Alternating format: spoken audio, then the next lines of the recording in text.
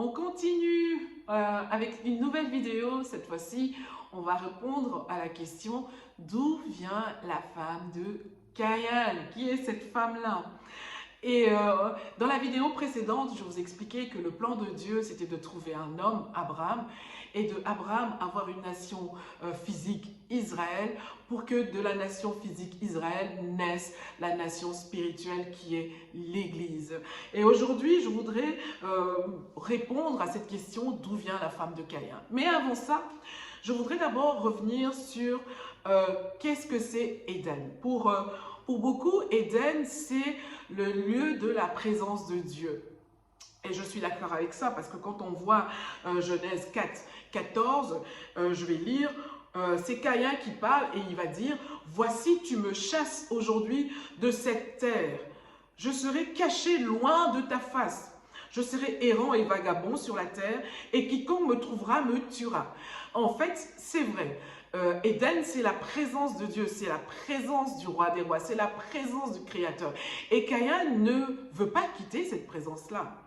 Et donc, je suis d'accord avec cette déduction que Éden est la présence de Dieu. Mais quand on va lire dans Genèse 2:8, par exemple, c'est écrit « Puis l'Éternel Dieu planta un jardin en Éden, du côté de l'Orient, et il y mit l'homme qu'il avait formé. » La version française Parole de vie plutôt dit « Ensuite, le Seigneur Dieu planta un jardin dans le pays d'Éden, vers l'est, là il met l'homme qu'il a formé. » Donc, pour moi, j'arrive à la conclusion que Éden est un pays, Éden est une terre. Et c'est pour ça que Caïn ne veut pas quitter cette terre-là. Et donc, quand j'ai essayé de regarder, par exemple, Éden, j'ai vu que dans Genèse 2:10, c'est écrit « Un fleuve sort du pays d'Éden pour arroser le jardin. De là, il se divise en 4 fleuves plus petits. Le 3e fleuve, c'est le Tigre. Il coule à l'est de la ville d'Assour. Le 4e fleuve, c'est l'Euphrate. » Et selon ce verset, on peut établir des hypothèses que que Éden correspond à Canaan aujourd'hui. Et c'est pour ça que Dieu va demander à Abraham de retourner à Canaan. Parce que Canaan, c'est la terre de Dieu. Et on comprend aussi pourquoi Israël devait y retourner. Quand on regarde 2 Rois 5, 17, c'est l'histoire de Naaman. Naaman va être malade, va avoir la lèpre et il va aller trouver le prophète. Et quand il va être guéri, il va vouloir donner des cadeaux au prophète. Mais le prophète va refuser. Regardez ce que Naaman va dire.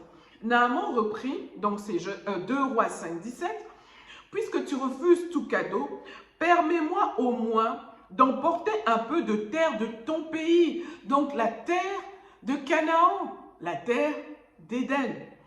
De quoi charger 2 mulets? En effet, je ne veux plus offrir de sacrifices complets ou des sacrifices de communion à d'autres dieux qu'au Seigneur d'Israël. » Et donc, réellement, Canaan, c'est la terre de Dieu. Et moi, j'en déduis que c'est Éden, à cause de cette description géographique de Éden. Ça nous fait penser que c'est Canaan.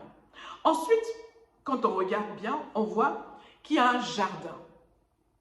Genèse 2:8 va dire « Puis l'Éternel Dieu planta un jardin en Éden, du côté de l'Orient, et il y mit l'homme qu'il avait formé. » Et donc, quand Adam et Ève vont pécher, ils vont être chassés du jardin d'Éden. Et quand ils sont chassés du jardin d'Éden, Dieu va placer des chérubins.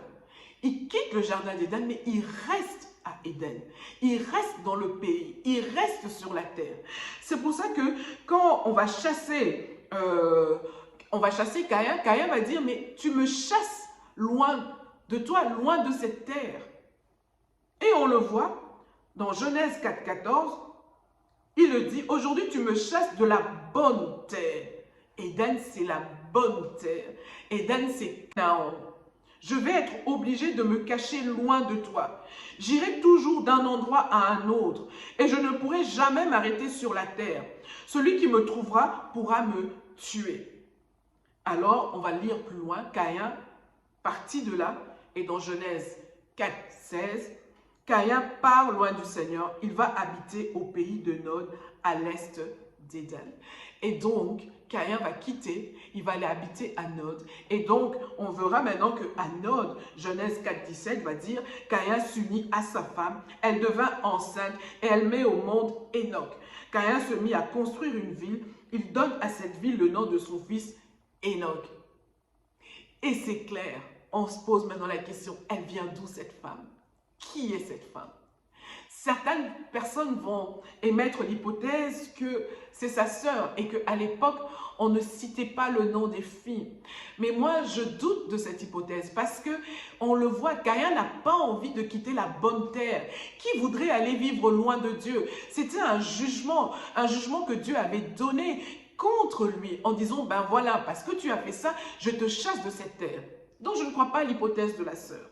Et d'autres, comme moi, je pense que réellement, il y avait une autre race.